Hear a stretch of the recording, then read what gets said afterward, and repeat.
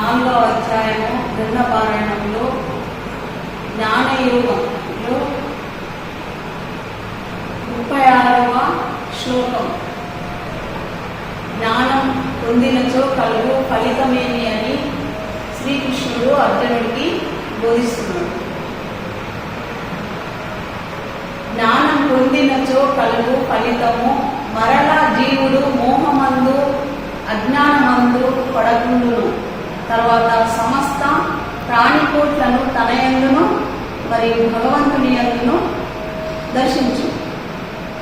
ఎప్పుడైతే ఆత్మదర్శనమైతుందో, శక్తిపాతమై ఆత్మదర్శనమైనప్పుడు జీవమాయ తొలగిపోతుంది.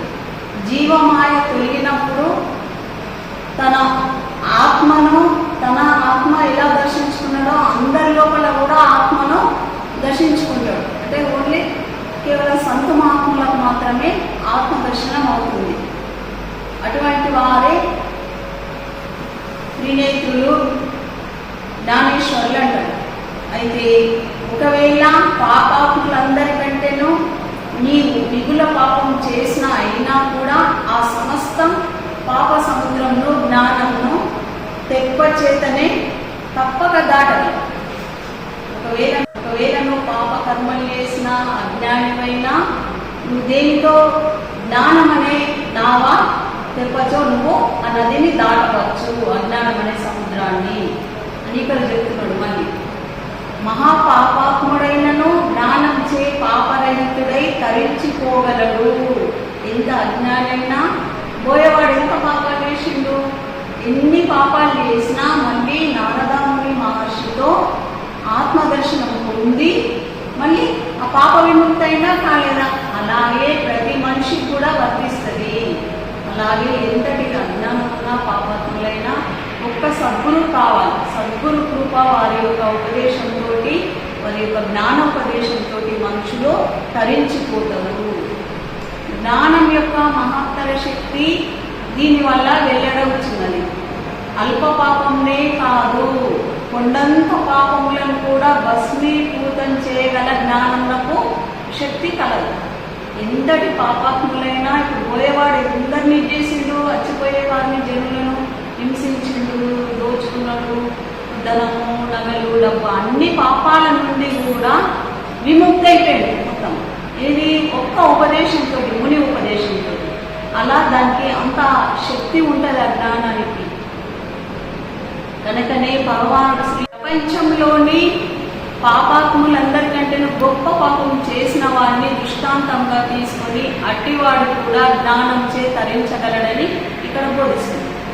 సామాన్య మానవుడే కాదు, జ్ఞానులే కాదు, పండితులే కాదు, మహా ఋషులే కాదు, ఎవరైనా సరే, ఎంత పాపాత్ముడైనా సరే, ఇలా మనకు ఒక ఉదాహరణ ఇచ్చింది. అరే నేను ఎంత పాపాత్మున్నా, నేను తరిస్తానా, నేను జ్ఞానం పొందుతానని నువ్వు సంశయం పెట్టుకోవు. నువ్వు కూడా ఎంత పాపాలు చేసిన వాడు కూడా ఈ జ్ఞానంచే, జ్ఞాన ఖడ్గంచే వాటిని ఖండించి నువ్వు జ్ఞాన మార్గంలో నడుస్తావని చెప్తున్నాడు.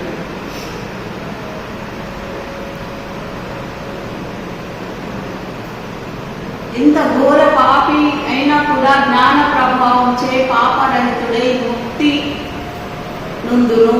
ఇక అల్ప పాపములను చేసిన వారి గురించి చెప్పవలెనా? కావున పాపాత్ములుగా భయపడనవసరం లేదు.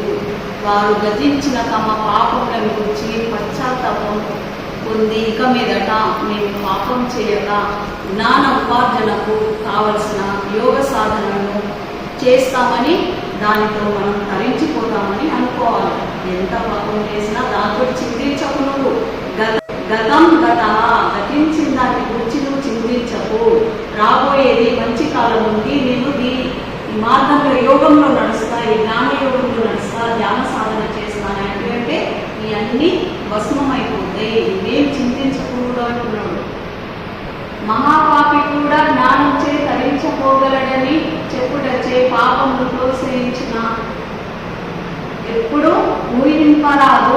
అది భగవానుని అనుమతం కాదు. కొందరేమంటుంటే నేను ఎన్ని పాపాలనే చేస్తా, నారాయణ జపం చేస్తా అంటే కావాలని చెయ్యకు అట్లా అంటున్నాడు. మళ్ళీ ఇది తెలుసుకొని నేను ఎన్ని పాపాలు చేసినా నన్ను భగవంతుడు క్షమిస్తాడు ఒకసారి క్షమిస్తాడు, తెలియనంత వరకు క్షమిస్తాడు, తెలిసిన తర్వాత క్షమిస్తాడు ఎవరైనా.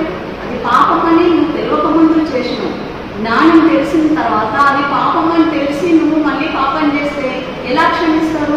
క్షమించారు కదా అని అంటున్నాడు ఇక్కడ.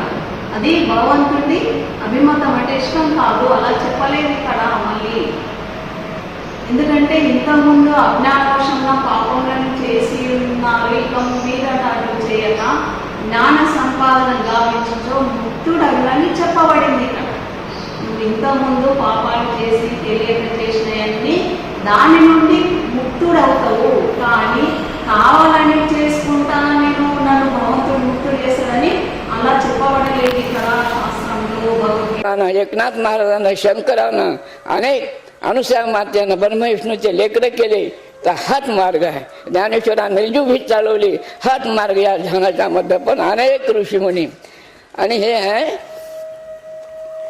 हे ज्ञानेश्वरी आहे, याच्यामध्ये शंकर पार्वतीचा सुवास आहे. हे देवा म्हणे तुम्ही तुमचं लोक ध्यान करते आणि तुम्ही कुणाचं करता? त्यानं म्हणला मी सदाशिवाचा.